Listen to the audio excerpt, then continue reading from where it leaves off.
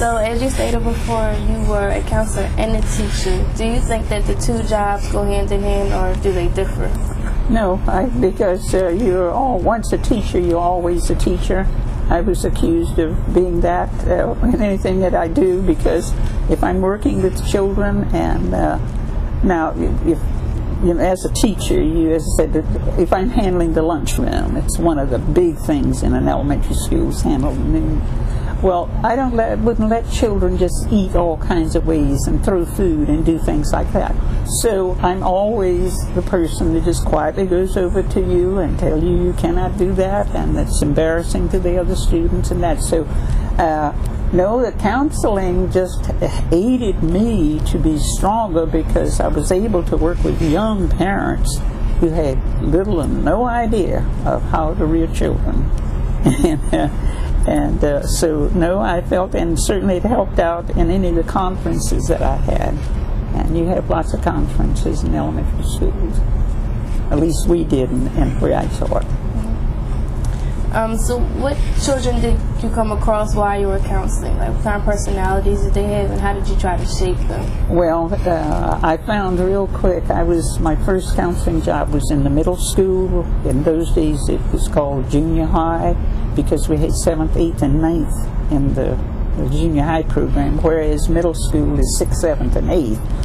And believe me, that 9th grade child didn't realize that they were in high school, and so it was very important. But I went to the junior high school, was my first job, because they didn't have elementary counselors.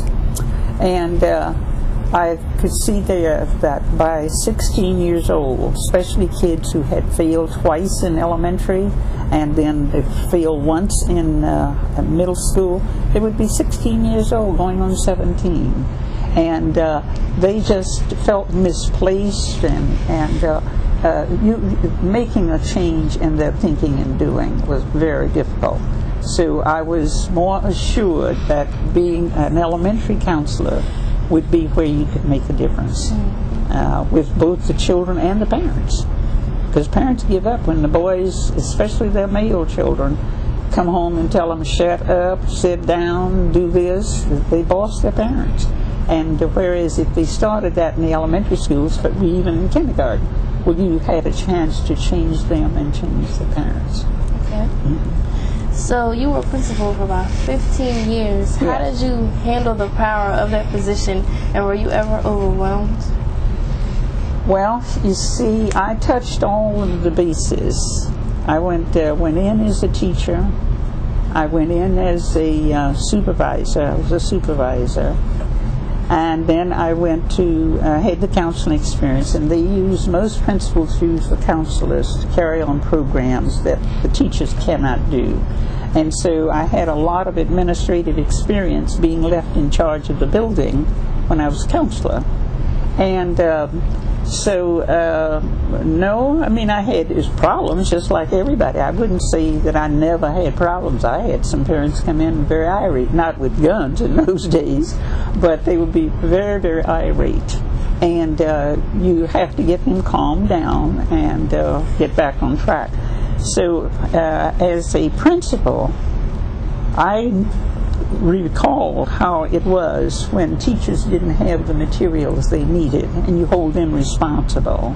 I found out that if a teacher comes to school in the morning and she looks worn out because maybe she's had a bad night with her family, maybe she's sick, and I would say to them, now if you don't feel up to it, or if you get the feeling physically or mentally out of hand, call me. I will come down and take your class. And I would do it.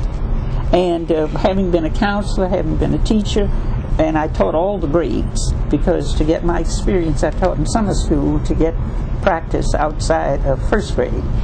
And so they used to say that they thought they'd died and gone to heaven because they had a principal that would offer to help them. And so I had teachers that I'm sure behind my back didn't care for my strict discipline ways, but they would always say you're fair and you have the rules written down on paper.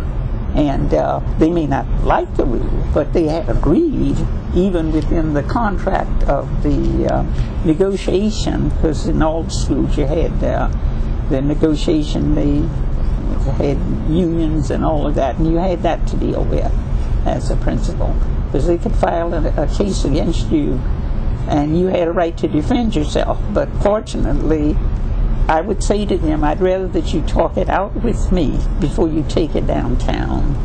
And only once I had a teacher, and the other teachers resented her doing that, because I had always been a person that they could come in and talk to me.